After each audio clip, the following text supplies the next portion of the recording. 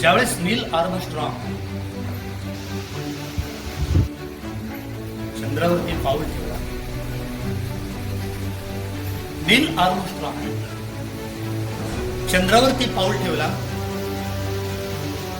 आणि चंद्रावरती पाऊल ठेवल्यानंतर जास्त काही चंद्रावरती नेता येत नाही.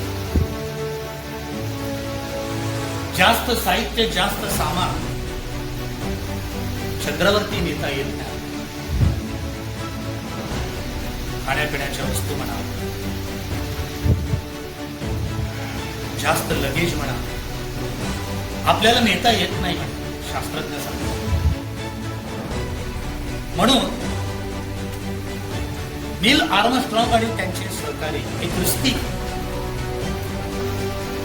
ज्यावेळेस चंद्रावरती पाऊल ठेवलं, त्यांनी पाऊल ठेवल्यानंतर त्यांच्याबरोबर ऑक्सिजन तर पाहिजेच त्यांना.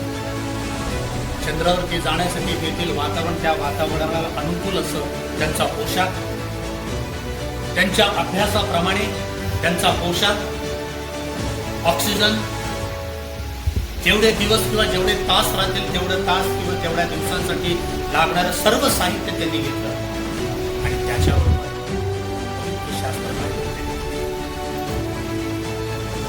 कोण? नील आर्मस्ट्रॉंग.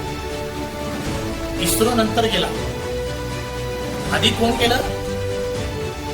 नील आर्मस्ट्रॉंग. काय नेलं त्यांनी त्यांच्या बरोबर? त्यांच्या सोबत काय नेलं त्यांनी?